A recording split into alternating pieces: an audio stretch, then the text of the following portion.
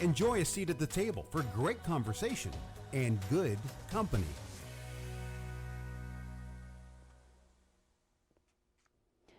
Welcome to And Good Company. I'm Sarah Fiedelholtz. We all know a great dinner party isn't really about the food. It's about the people seated around the table engaging in lively discussions. And Good Company gives you a seat at the table to enjoy smart and interesting conversations as they happen. I am so pleased to have back again at this table Charles Shepard, the president and CEO of the Fort Wayne Museum of Art. Welcome. I'm delighted to be here. Well, and we have the reason also I'm having you here is not only because I find what you do interesting and exciting, is because the museum is celebrating its 100th anniversary or its centennial. And you actually, I was thinking about it. So you've been the president and CEO for, it'll be 19 years, you said. 19 years this year coming. This year. So that's almost a fifth of the museum's history. It's a long run. And in fact, I think I've been at the head longer than anybody ever has. Right, because, well, there were also some, when I was reading about the 100, there were some people who were short terms and some, most of them weren't, no, there was no one who, some were 5 years, not really long. But, so I want to talk about, obviously, when people think about museums, you know, the Metropolitan or the Art Institute, obviously those are hundreds of years old. But what does it mean that a mid-sized city like Fort Wayne, to have a art museum that is 100 years old? Well, I think you've hit upon something very important. That you could exist for 100 years is great. Now, that you could exist and prosper for 100 years, even greater, because in fact, we came from humble roots. We had to slug it out in tough years. We had to slug it out in recent tough years, even in my tenure when the economy went so sour. And then you get to tough it out through COVID and all these other things. And through all of this, we've always come out stronger. And I feel blessed that in my 19 years, every couple of years we do another big leap and think, wow, I never would have thought we could have made it here, and we did. Right. So last time when I had you and Amanda on, we actually were just talking about you were just starting on the focus on really putting your emphasis on glass and glass art. And since that time, you really have put a huge stake in the ground with the glass art. So tell me about what happened. And I think it's an interesting story about understanding what your role is of how this, it's the Fendel, right? Collection. Yes. Your role of how this huge collection came to Fort Wayne. Well, and to begin with, I'm one of the few president CEOs that's also the chief curator. And why would that be? It basically is because I have a vision for that collection and what the collection drives throughout really the collection drives everything. And are you talking about the overall? Overall. So this is the permanent collection. In my vision, glass began to be more and more predominant. Its potential. Let's say its potential, because we didn't have much yet, and we would get a piece here, we'd get a piece there. Next thing you know, we've got another Chihuly. Next thing you know, we've got 3 other Chihulies, and we think, okay, so and then we you have got the blank, the big Martin blank, and the big Martin blank. It's interesting you remember that, because that piece, 52 feet long, from a famous Chicago building's lobby. Yeah, but you saved it then from in the a basement. Yes, right. they were going to throw it away. Right, and then you got it, and then it was on loan. It was right? on loan. It had to be on loan for a period of time to help all the tax relief happen for the buyer, and then the donor. Okay, so that piece and that action, though, that was more pivotal than anybody remembers. People think that the big Chihuly chandelier was the big pivotal thing. No, it's the Martin blank, because everybody in the glass world knows Martin, everybody in the collecting glass world in particular, and he's a lovable guy, and he's a warm, friendly, he's a hugger, so everybody's like, you saved Martin's piece. the big piece. It was his biggest indoor piece.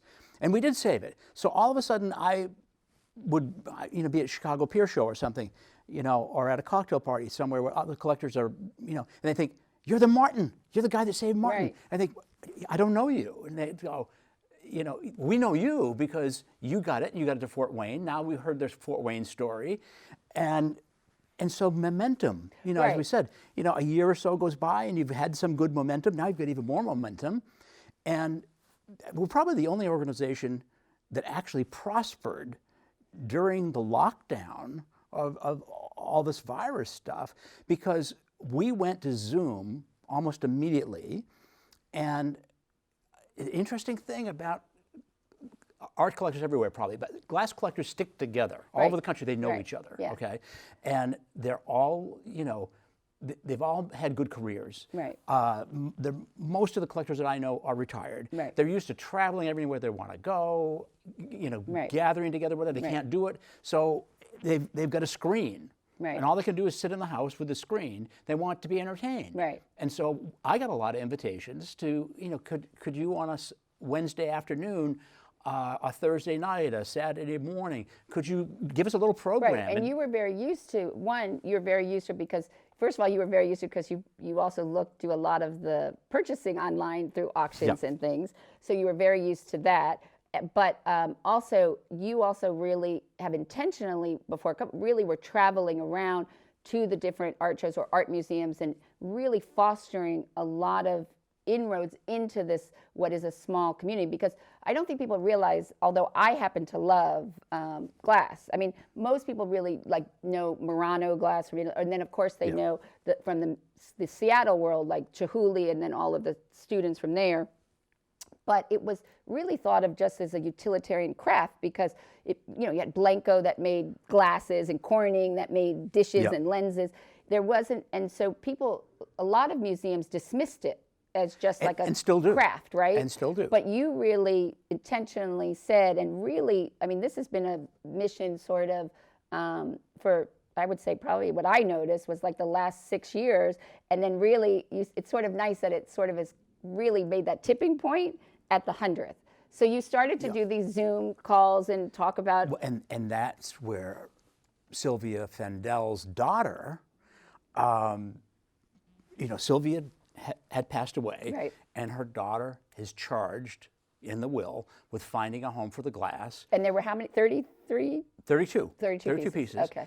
And very nice pieces. You saw them. Yes, They're gorgeous. yeah. They're all museum quality. Right. Sylvia had great taste. And Sylvia also, I mean, just so people understand, it's because I wanted to understand, okay, how did this glass, I mean, her first husband, I think, yes, was one of the husbands, she had Yes. one passed away, were very involved in the shoe industry and brought back Adidas in the 80s and 90s. So that's how they made their wealth. So these are not just like, little pieces. I mean, these are significant major pieces. Yeah.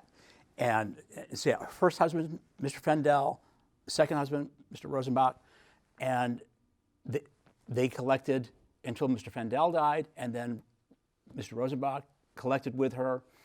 And her daughter, Allison, is trying to decide what public place, a museum probably, right? But what museum and how much attention would it get and how serious would they take it and so on and so forth. And she somehow got my video. This monotonous 90-minute thing that would drive you crazy of me yakking about glass and what I'm going to do with glass, and we're going to be the Midwest Center for glass is what we're going to be. That and I say that everywhere, but keep saying it. Right. So she watches this thing, and I think she found me amusing, and said, "I'll call this guy up." I think she also found you very intelligent, but I also will think you have excellent, I've said this to you, you have amazing hair. So you are very pleasant to, maybe it was the but you're very hair. pleasant. You might not realize you're very pleasant to look at and to listen to. And you're also thank very you. genuine and passionate. And you do have a vision. And that's exactly what I tried to do in the video.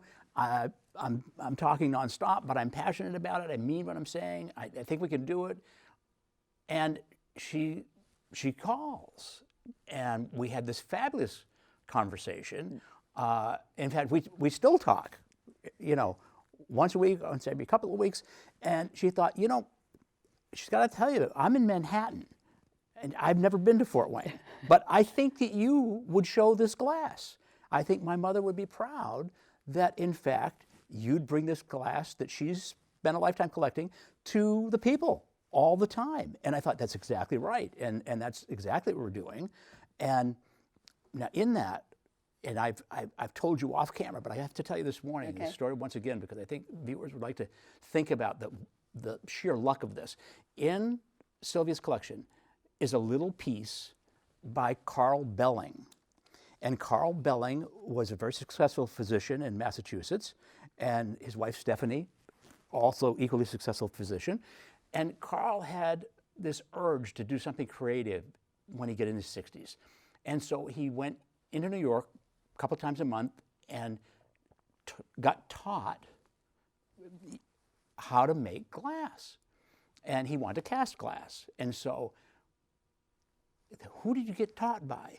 Bertil Valiant, the most famous sand cast glassmaker in the world. And Carl is his student as a still working physician. So Sylvia found a piece of Carl's glass when she was visiting Massachusetts in a little gallery that she would go to occasionally, and she bought the piece.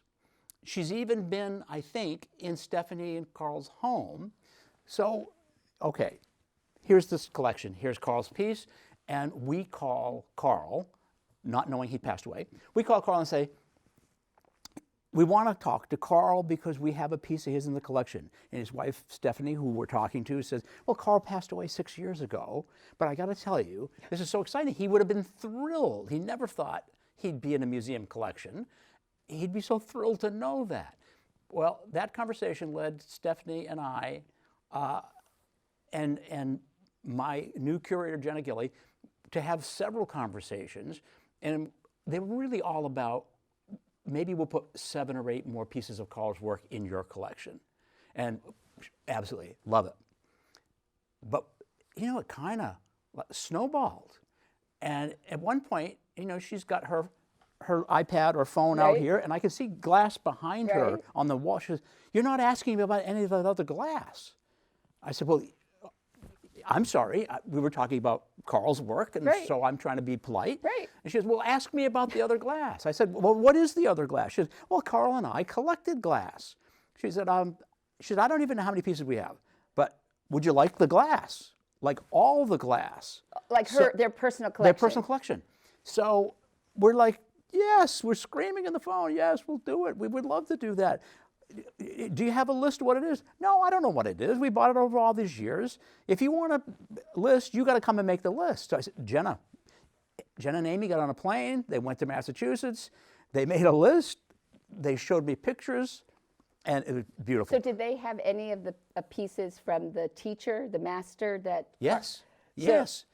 Oh, because the relationship was so tight. Right. So let's go back to Sylvia. So Sylvia passes. Allison picks us in the collection, leads us to Stephanie Belling.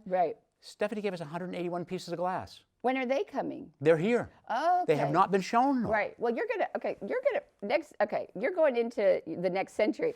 You need it. I mean, I was looking, it was funny because on the, there's an aerial picture of the museum of where you added on. Yeah. And then I was sort of thinking to myself, well, they've got that parking lot in the back there. That's right. You're going to need a wing. Well. Or something for the. Well, you're right. But you just sort of teed me up on a hot issue for me. Somebody was asking me, we agonized all summer long in the team and in the board meetings, are we going to go into that parking lot? It'd probably take about $17 million.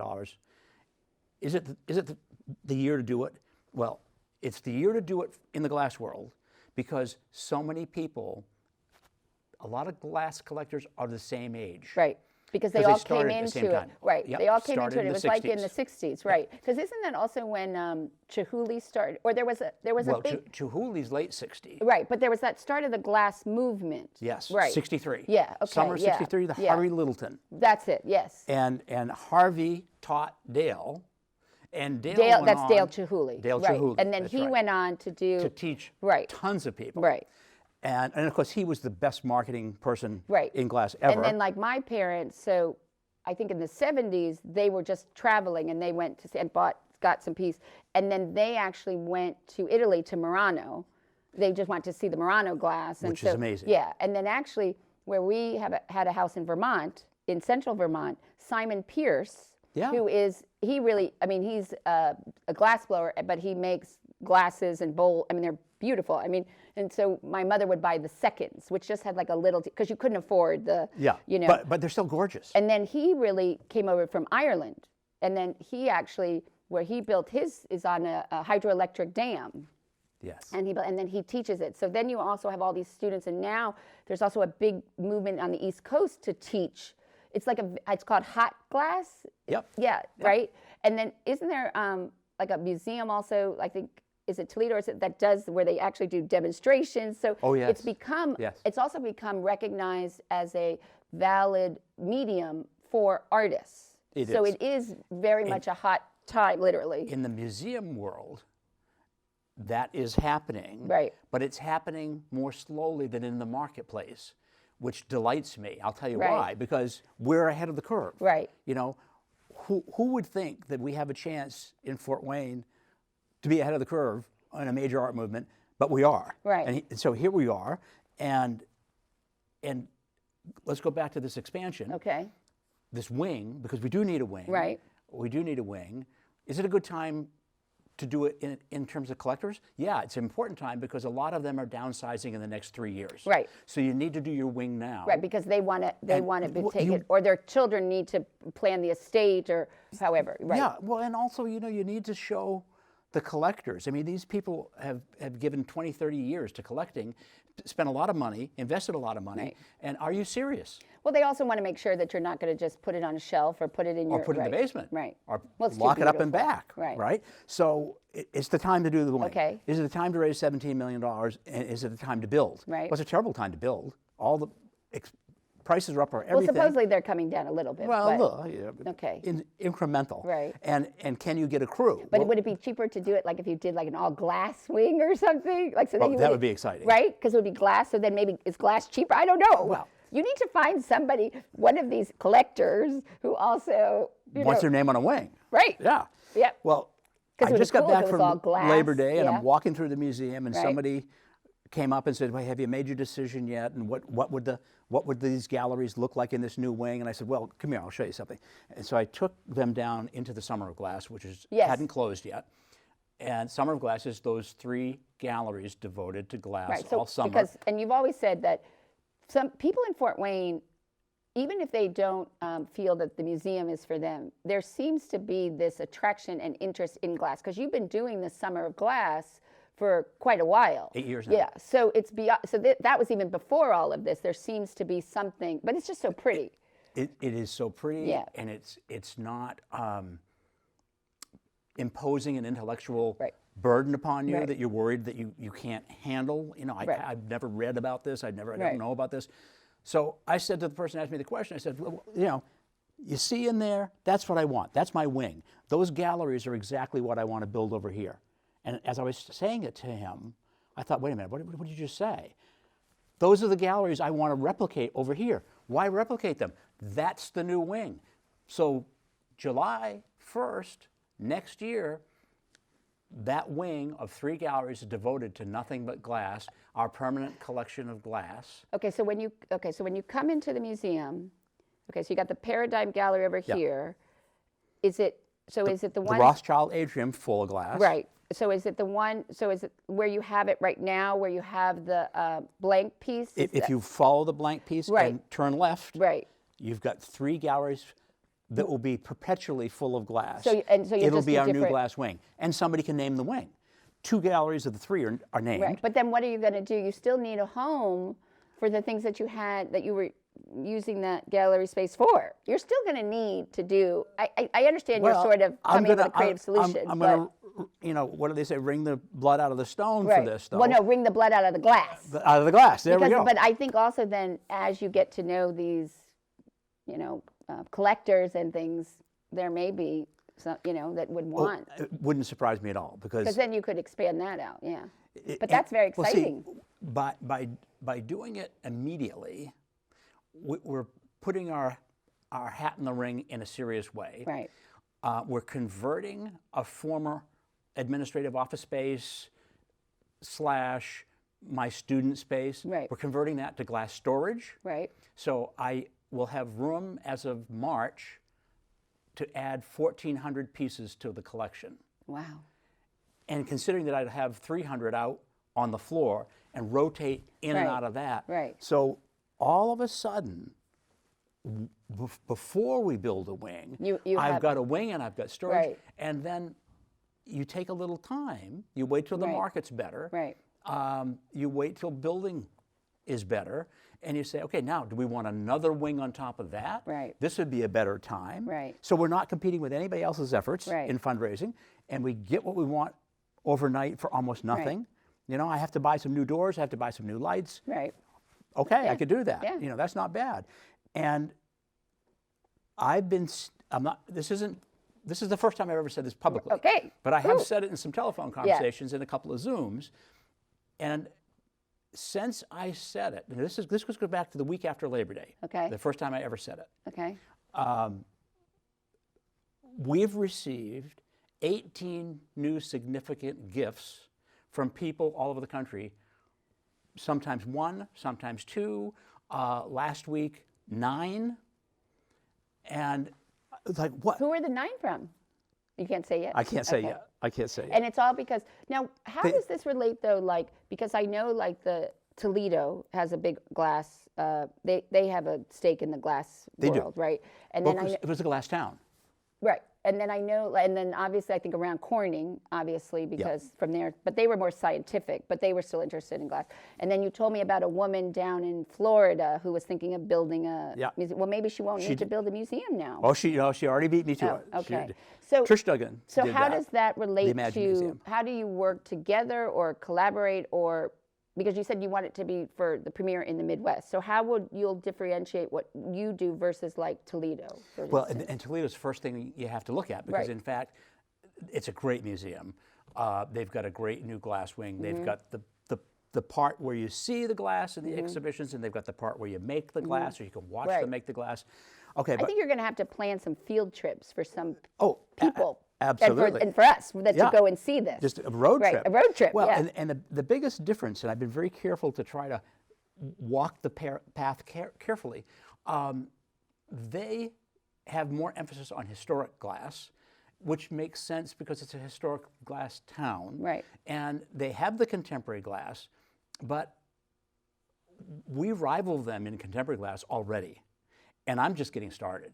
You know, when we add another 1,000 pieces of glass, there's nothing like that in the Midwest. So how many pieces of glass do you currently have, or coming About into the- 325. Okay, and relative to how many pieces do you have in the permanent collection of the museum?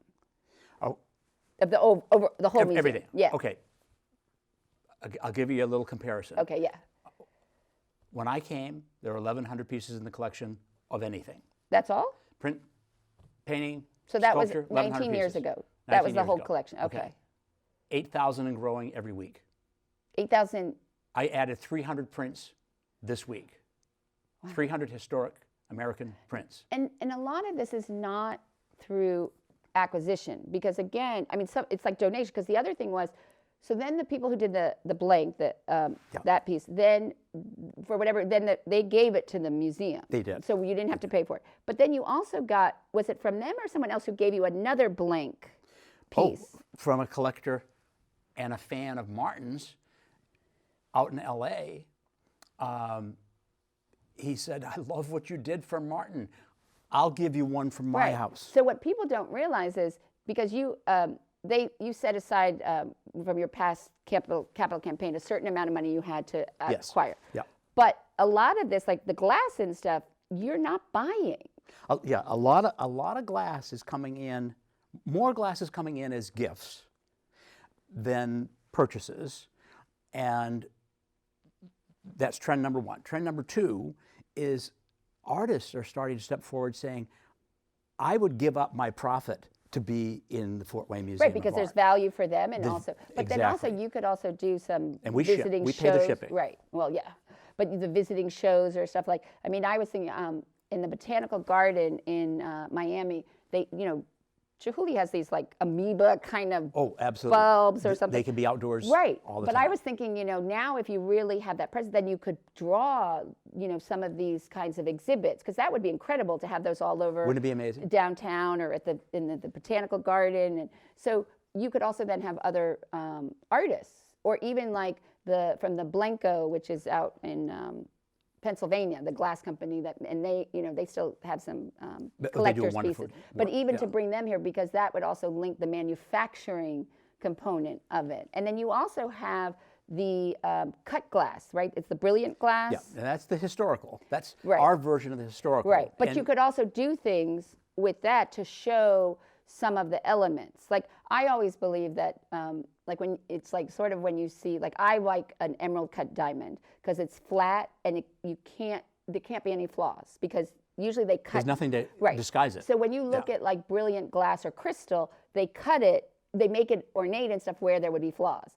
So, but a lot of contemporary glass and art, it's like it's flat. I mean, there's no. Yeah, if but there you was a could- flaw, it would right, show. But you could show some of the influences or the dynamics, because also how glass is made really hasn't changed. I mean, it's No, how they. no. It's just. It's what you use it for. Right. And Harvey Littleton and Nick Labino in '63 in Toledo, as a matter of fact, in a workshop for the Toledo Museum, their point was, why can't glass just be something I make a sculpture out of? We make sculpture out of steel, wood, Right. ceramic. Right. Why couldn't we make it out of glass? And it was a clunky workshop, but it stuck, and they were able to do it, and they were able to attract students who wanted to learn how to do it. And so we have it. And in a flip-flop for us, we have a smaller degree of historical glass, like the brilliant glass, Right. and a bigger on the contemporary side. Right. So Toledo's got But maybe just the reverse, right, but it's good for us. But museums share and don't on loan pieces all the time, back and forth. Less with glass, though, Oh, because of the fragility. Oh, right, that's true. And yeah. the weight. Glass is very expensive to ship. Yes, I would think so. It's got to be packed Right. very, And yeah. carefully Yeah. and shipping. So to get the Martin Blanc is a $2 million piece. To get the $2 million piece cost me $45,000 Right. in shipping Okay, but it's still worth and labor. But still, oh yeah, $2 million for $45,000. Right. But you're also, sure. I think, so what people don't realize is that in very ways, this is very, I mean, I think you had some what I call serendipitous moments or surprises about like people then calling and saying, but you were very intentional in developing this Yes. and Yes. the focus of it. But this isn't the first time that you've done something that's sort of what I think is very innovative and has had exponential impact. So you have these special collections that you do. Yes. And I remember, because I interviewed about David Shapiro, Yes. where you yes. went and in New York and you were picking up all these. How many pieces did he give to the museum? Over 800. Okay. And then you've done special collections with Stephen Sorman, Robert Kipnis, Katja Oakman, and Dennis McNett. And what you do there is you have very much large pieces of their work so that you can also become a research hub or a place for people to study that artist. Yeah, that artist in depth. You could compare what did they do their first year, what did they do their second, Right. 10th, whatever. And in the case of Shapiro, there's another dynamic that we're just getting This is embarking on. yes. The notion that, and it's why we would take 800 plus pieces, the notion that we could help other museums also feature David's work and help David's memory stay intact by being not 800 pieces just at us, our museum, but all at 800 other institutions. And as a matter of fact, we're about to do something with St. Francis right now to help the students meet David's work by gifting to St. Francis a series of David's works that can go around campus. And I think it's going to be a lot of fun. Yeah. It's going to be a good project. And that's what Justin Johnson is, we've talked about Okay, before. yeah, he's the head of the. He's terrific. He's the Very gallery forward-thinking there. guy. Yeah. So what I'm thinking about was this was part of your gift in celebration of your 100th. You're sort of giving a gift to people. Yes. But I was wondering, like, do museums do this? Like, is this? I mean, I don't ever think I hear of a like. It doesn't It's happen. so unheard of. Okay. Some of the people we've called on the phone to say, we'd like to give you a gift.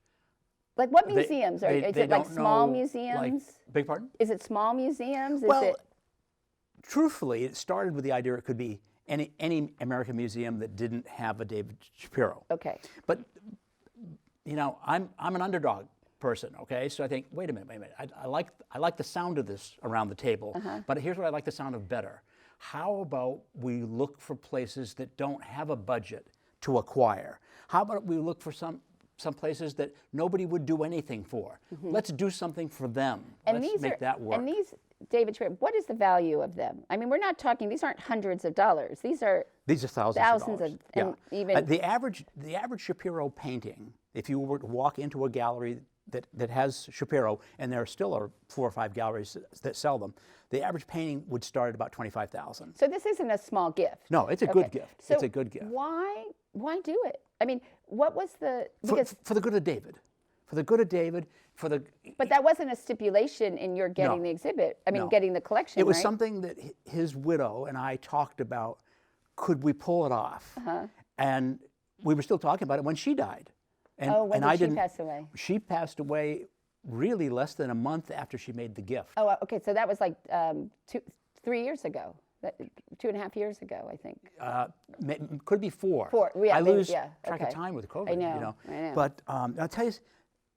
So what is it like? You call up this museum and say, "Hi, I'm Charles Shepard, and I have a David Shapiro that I just want to give to you." Okay, this is a prank. Well, yeah. Is it a prank? Right. See, museums aren't geared for that conversation. So we've had people say, well, I guess thank you. Could you send me a photo? And you'd have to wait 6 months before my committee meets, and so on and so forth. So I think, okay, it's going to take us a little longer to do than I thought.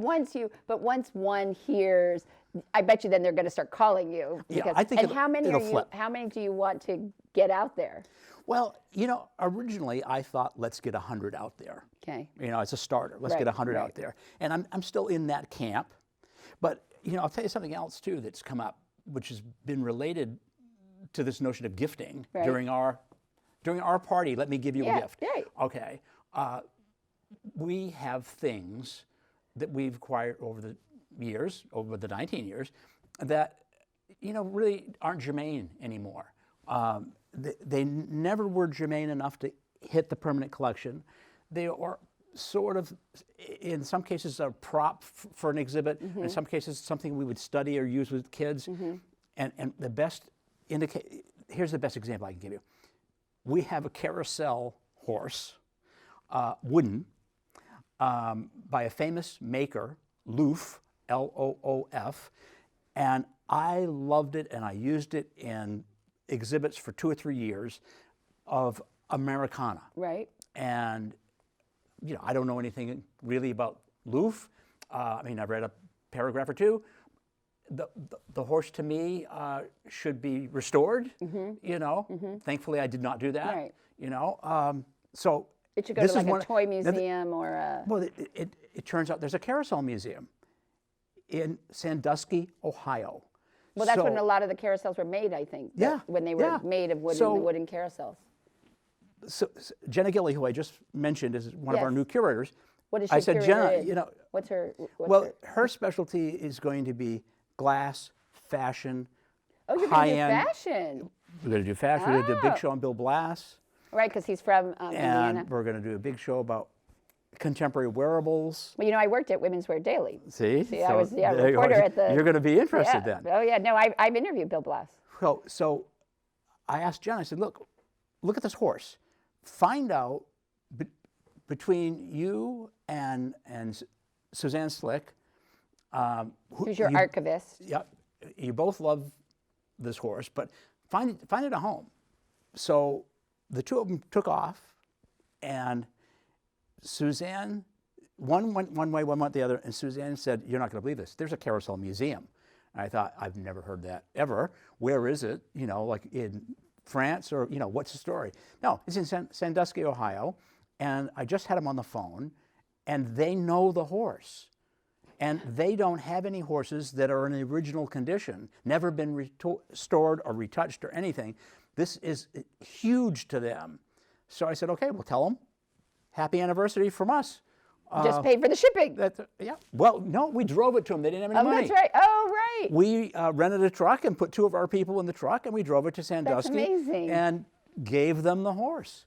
And also, so I think that it's important for people to understand that although you're focusing on glass and you're giving some of these David Shapiro's and like you're taking some of these one-offs or maybe in the collection, because over the 100 years, sort of what the focus or the types, it's always been American art, but maybe emphasis. You're not just saying we're going to become a glass museum. I mean, that's not the goal of it. Not at all. So you're still going to, I mean, the main area is American art, correct? Yeah. And so, and the glass is international just because glass is international. right, but there is a huge American, but so I don't want people to think that you're just. No, we're not becoming a glass museum. No, and you're not giving away, but that makes perfect sense. But it also helps to get the Fort Wayne Museum of Art on the map, because now all these other museums and people are seeing it and taking a look and, Well, and we're also, in a small way, we're trying to give a different role model. Museums are very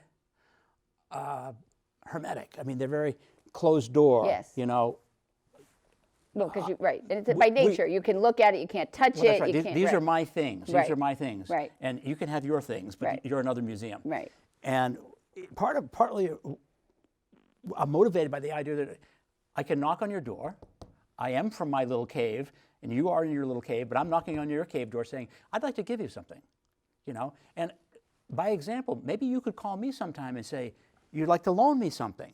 Right. Because the most famous thing in our business that nobody knows about is that we really don't like to loan things to other people in the business, in the field of museum. I say, well, I'm going to have a show about Picasso. Right. And you have a little drawing, a little pencil drawing, and I don't have one. Could you loan it to me for my show about Picasso's ceramics? Right. No, not really. Well, I know that it's not an important piece, and I know it hasn't, I look at your archives, it hasn't been on display in 20 years.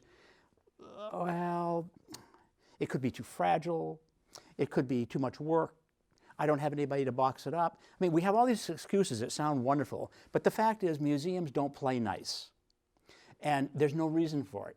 And I'll tell you what, our communities across the country, all our communities would benefit if museums would relax a little bit, stop this and open your arms up and say, hey, these are resources we could share, give, loan, whatever. What do you have that you could share, give, and really do it? And then things would come to Fort Wayne, things would come to Cleveland, things would come to Los Angeles that are elsewhere, and they're never going to come there. But that's a hard thing to bring up. You can't even talk about that at a museum conference. So what percentage of the shows that you, or exhibits you put on at the museum in the given year are what you would call traveling, shows? Yeah, a traveling show with a rental fee. Right, and are developed, grassroots from your curators, would you say? Well, the first half of that answer is that we do rent traveling shows if the material is not available to us anywhere. The only way we could get it is to rent this show from this other institution. And that's great. And museums are great about that. Right. They will rent you a show. Right. Now, we also can put shows out and rent them to other institutions. It's harder for us to do it, honestly, because these days, the staffs of all museums, ours included, aren't really deep enough to manage that traveling exhibit experience. And so what most museums really do is they outsource. There's a company called Museum Box. There's 9 or 10 different companies. Museum Box I was on the phone with yesterday. And they, for a fee, you tell them what's in the show, and they arrange for all the crating. They sell the show, if you will. They market it, they sell it, they book the tour, and that's what they make their money on. And the museum picks up maybe 22%, and they pick up maybe, 70-something percent. Right. And that's a great model, but you've got to have some wherewithal to do that. Right. And I was talking to that group I just mentioned because I would like them to put David Shapiro on the road. And so like anybody that's marketing anything, they said, okay, give us the pitch, and then we'll go pitch our salespeople. Right, who go out to and right. they'll see how many of our clients would take a David Shapiro show. And so we'll see. I don't know what the answer will be, but that's how you get them out on the road and really travel them. Yeah, we tried to do it in-house with the staff I have. You can't. And nobody has enough time to. I mean, how many does the how many creating? curators do you really have? Oh, I've only got 2.5. Right. So, I mean, it doesn't work. So let's talk about, I don't know, Dale Enox? Yes. Okay. So let's talk Marvelous about sculptor. this piece that is, what is the name of it? That's the new piece in front of the museum that was part of the your 100th. Rivers. The Rivers. Okay. So let's talk about that, because this was part of your 100th. So let's talk about that. And I mean, I'm always interested in the logistics in the back. So how did it come about? And the role it plays and what happened? Okay, let's take 2 steps back. I didn't know Dale 4 years ago. And I got a lovely invitation to go to Indianapolis to not just an opening of his exhibit at a gallery, but at the Long Sharp Gallery, as a matter of fact. But it was an exhibit that after the cocktail party, the crowd left, and there was a private dinner in the back room. And so here I'm at a table, there's maybe 9 of us, and one being the artist, and I think, nice guy, beautiful work, I really love the work. And we start talking, and he said, I'm so pleased that you're here from Fort Wayne, whatever. And I thought, this guy's really happy, why? Well, it turns out he's from Fort Wayne. It turns out he's studied at the Fort Wayne Art School. Which was connected to the original museum, right? That's right, and none of this do I know. So we're over here hugging and crying and having this experience of like, I can't believe that we didn't know each other earlier. And I bought, from that show, I bought 2 pieces for the museum, 2 large pieces. And Are those on view yet? yeah, They're on view yeah. now. I put them, I loved them, and I put them on view immediately in the Rothschild atrium. And Dale, of course, came up, and he loved them, and so on and so forth. And it led us to start talking about what else could we do together? What else could we do together? And I thought, okay, well, I haven't got a project yet, but let's see what might come about. Well, of course, here comes the 100th. And I said, Dale, I've got the 100th coming up, and I feel like we should commission something. That would be our project. And you'd be the perfect person to be the artist in the project, because you take us back to our history when we were in art school and a museum, and it's like a homecoming for you, and we're the host. So let's do a big piece. And doesn't he work in Indiana limestone? Yes, he does. So there's that connection too. Great connection. Right. And he's a very inventive artist. He's got he carves in limestone, he makes prints, he works in aluminum. This piece is a combination of his limestone and his aluminum, and we just took off. And strangely enough, though, we took off and we had a solution fast. We knew what it was going to be. It was going to be an 18-foot tall piece of a striding person, and we loved it. And over the course of maybe, I don't even think a week, maybe 3 or 4 days, it's almost a done deal. We've almost had a handshake. Right. He says, could I talk you into something different? I think, what? He says, well, I got sketching this weekend, and I got a new concept. I thought, I like the striding figure. Right. He goes, just bear with me. Was the striding figure based on sort of seeing the progression of his work up to that time? It was. And what got him back in the sketching mode, though, was he's made one striding figure already. Right. But I'm just wondering, like, how they talk about artists in different periods? Yes. So when he said he wanted to show you something, I was thinking maybe he's moving into a new period or that's use exactly of what he materials. wanted to do. And he said, I just don't feel, he said, coming back to Fort Wayne, I feel really like I'm on stage, and I don't want to do something I have done a version of. I said, okay, I'll listen. So what will you do? So he said, give me a couple of weeks. So he ruminates for a couple of weeks, and he comes up to the notion that Fort Wayne itself wouldn't exist as a city if it hadn't been for the convergence of the rivers and the traffic and the the commerce and all this. Right. That gave rise to Fort Wayne. Fort Wayne became prosperous, which gave rise to the art school, which gave rise to the Museum of Art. Right. And it became even more prosperous, which gave rise to the Museum of Art being able to move into a new building in 84. He said, somehow I want it to be about the spirit of the rivers. I think, okay, sounds great to me. I said, what would it look like, though? He said, well, I don't know. I think somebody would be coming up out of the river. And I think, that sounds like a, Martin Scorsese shot in Apocalypse Now with coming out of the, no, I don't know about that. He said, just let me work with it. Okay. And he worked it, and he worked it, and he worked it, and he came back, and it was bolder than anything we ever thought about. It was almost as tall as the first piece, so it was big and imposing, but it basically was the head, and in this multi-layered aluminum and stone flow the rivers, and they flow into the head, so they flow to inform the mind of the city that would become Fort Wayne. Have you watched it, since we've had a lot of rain? Have you watched how the rain? Yeah, you see the motion of the water. It goes through it? And in 2 weeks, it'll be lit at night. Oh. From inside, up inside. Oh, wow. So you'll see the layering, you'll see the shadows on the brick. Right. So this piece came out of a homecoming moment in Indianapolis.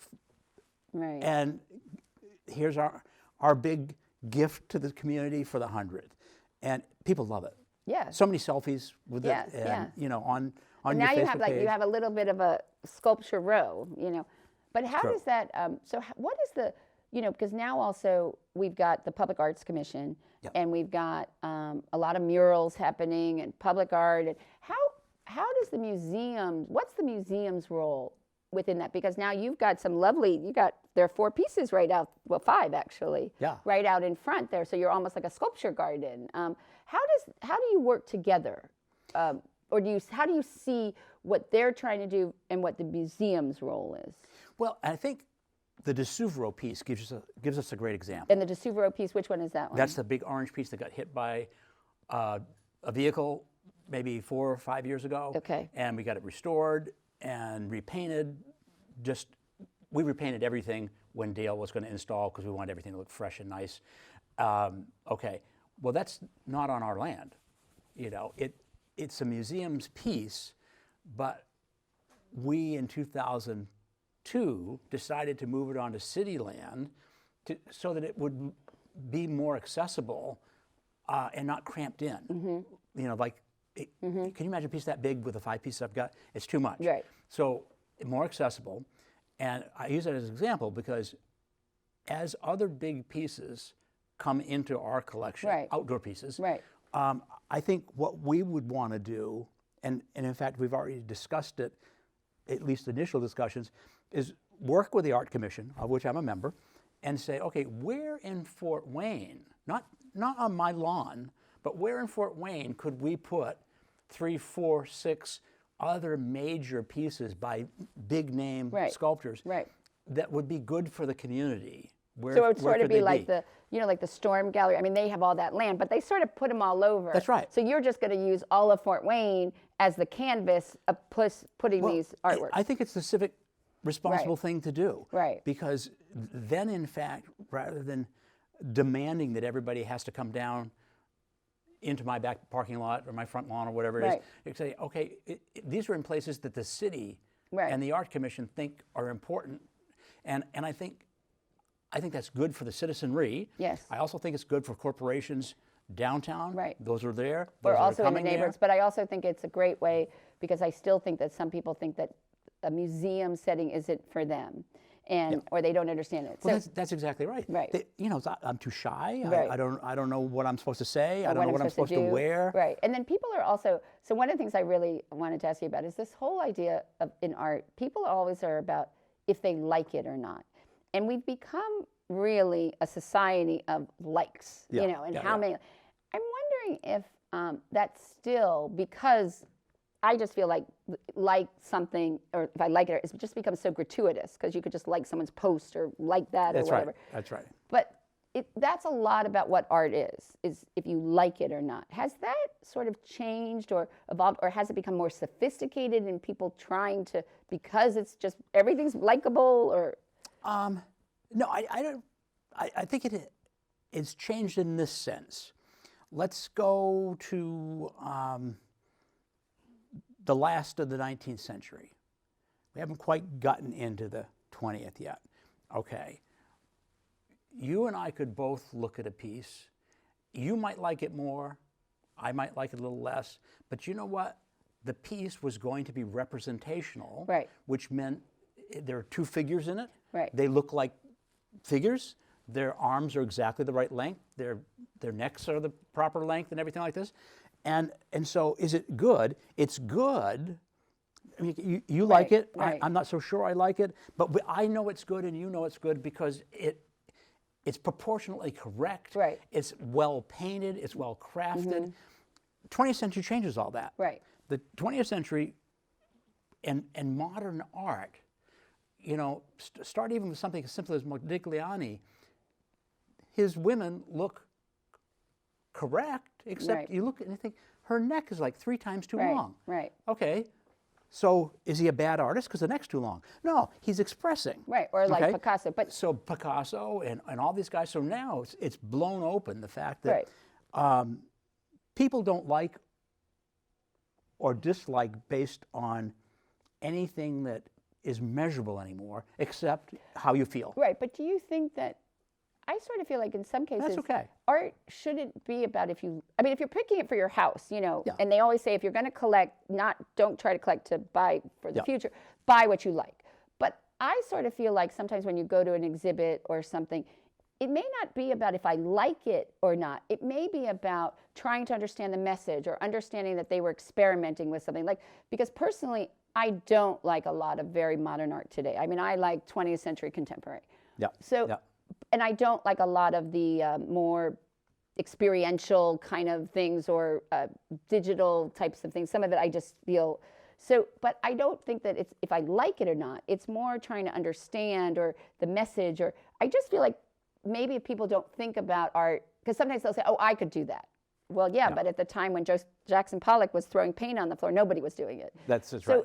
I think like if we try to get people away from thinking about, oh, if I could do it or not, and also if they like it or not, but understanding it and why it's a good piece. Like, because some people will say, well, why is this at a museum? Like you said, because there are certain aspects of it.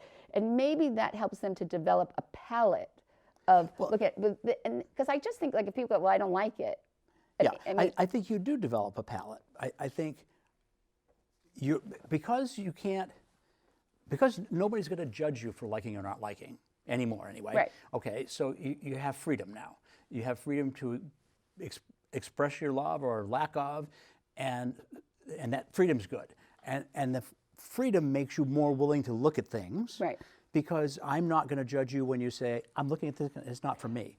You know, I think, okay, but what kind of things do you like? Okay, but I just wonder, should the end goal of someone coming to a museum to look at art to decide if they like it or not?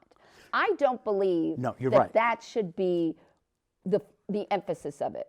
Well, you could have something that resonates with you, makes you feel, draws you in, but I just feel like we're just got so caught up in this like and dislike society that the museum is the place where you should go, or you do go, for some sort of neutral learning experience. So I may not like it, but you know what I learned? I learned that de Souvreau was trying to revolutionize sculpture by working with industrial steel. Right. Huh. Now, I don't think I would never buy one, but you know, that's an interesting point because he wasn't pouring bronzes. He was taking, you know, I-beams from a skyscraper and cutting them up and shaping them into an orange thing on the lawn. And think, okay, I learned something out of that. So I think outside our doors, you can run around thumbs up, thumbs down, all you want. Right. When you come in, I think people come in intentionally to learn about this thing. Or to be encountered with it, but so I think, you know, people shouldn't be thinking that they're going to a museum to to see if they like or dislike something. It should just be just go, like no judgment, no expectation, just go. Go and have an experience. And see, right. Well, you know, it's fascinating because we had the Mucha show earlier Yes. this year, and Mucha's works are very, very beautiful. And yet, the thing I heard more than any other comment was they whispered to each other, he was in advertising. Think, wow, yeah, so what? They're beautiful things. And that was a big surprise for people. He was in advertising. Like that beautiful lady is actually on the cover of a magazine. But he's what do trying to people sell. think ads are? It's a subliminal way to, That's it's- right. Right. Well, and the graphic. See, today we compartmentalize Yes. so easily Right. that certainly a graphic designer is not really an artist. Well, that's not true. No. There are very successful artists using their talents to get their thing to market. Right. And get an audience for Right. it. So actually their job is probably bigger than, the person that sits up in their attic and does a bunch of splashy paintings. Right. And there's no judgment. Right. Okay, there's a lot of judgment for that graphic designer. Yeah. So Mucha did a lot for all the graphic designers in town, I think. It's like, elevate them, Right. appreciate this. But it was so funny because people come in and go, it's so beautiful, but I think they're trying to sell something. I said, yeah, they are. Right. That's what he was doing. But it was good that you didn't hear that they liked or disliked it. Because I No, just think we need to get people, and I think if people would go to a museum just knowing that, just go. Like, it's not about if you like it or dislike, just go and see what happens. Have an experience. Right. Have an experience. Yeah. And it's interesting too, Mucha drew an audience that I would tell you probably wasn't coming for the glass, they were coming for that, Mucha. right. And I bet Okay? you probably got a And lot that's- younger. They would say at the front desk, "Where's the Mucha? Where's the Mucha?" Okay, so I know you're going this way. And But then they would wander around. that's right. And the people saying, "Where's the glass? Where's the glass?" You know what?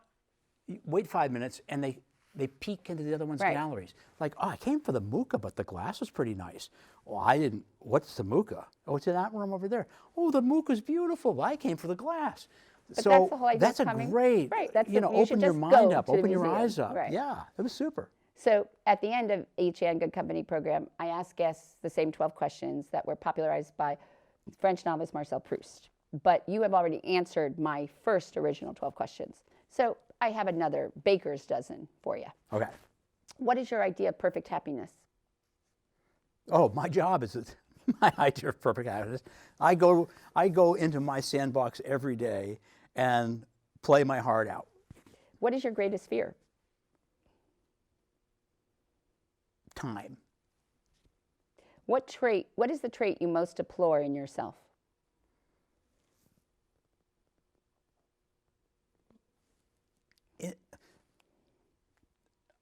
I could be more humble. Which living person do you most admire? My wife, Amanda. What is your greatest extravagance? Grocery shopping. And that's absolutely the truth. Amanda must love that because she probably sends you with a list. And Yeah. you probably don't come up back with half the list, but all these other interesting All these other things. things, that's right. What is your current state of mind? I'm very upbeat right now. That's not unusual for me, but I'm particularly upbeat Well, you have a lot. this Okay, morning. Right. Good. On what occasion do you lie? When I've bought too many things at the grocery store and I've left them in the car. Is that all you got? It is. And she knows I'm lying. Right. Bring in the other bags from the car. Okay. Which words or phrases do you most overuse? Wow. What talent would you most like to have? I guess I dreamed of being an artist originally. Well, you are. And as I became an art historian, I realized critically I wasn't any good. I don't know. I like that piece that you had in last year. Oh, that was auction. that was a good really piece. good one. Yeah. What is your most treasured possession? Boy, that's a tough one. Because I know you have certain things you keep on your desk that you Yes. like. Yes. I think probably the beautiful Bible that Amanda gave me 2 years ago for Christmas. What do you most value in your friends? In my friends, candor. What is your greatest regret? Oh, I have a long list of those. What's on the top? Okay, greatest regret.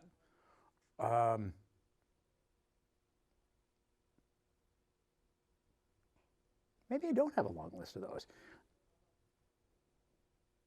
Because I'm coming up with the opposites.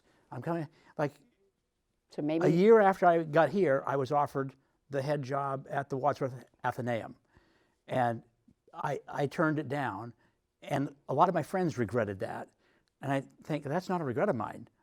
I was gambling on Fort Wayne. I'm happy I did gamble on Fort Wayne. you double down. Yeah. Okay. If you were to die and come back as a person or thing, what would it be? Or who would it be? Okay. This is another example of my lack of humility. I'd come back as myself for another round. And maybe do the things that you regretted the Yeah, first yeah, time. that's right, that's right. Right. Well, I want to thank Charles Shepard, the president and CEO of the Fort Wayne Museum of Art, for having a seat at our table. And I realized that we can't wait another year to have you come. I think we need to have you come a little bit more frequently because there's a lot of exciting things, and I think we need to keep checking in and finding out. And I would love to come visit with you and chat. great. Well, Indeed. perfect. I really look forward to it. So thank you. Thank you very much. And you can learn more about Ann Good Company and all the other great conversations we have had at anngoodcompany.info. And we look forward to next week when you can again enjoy a seat at the table for great conversation and good company. There you go.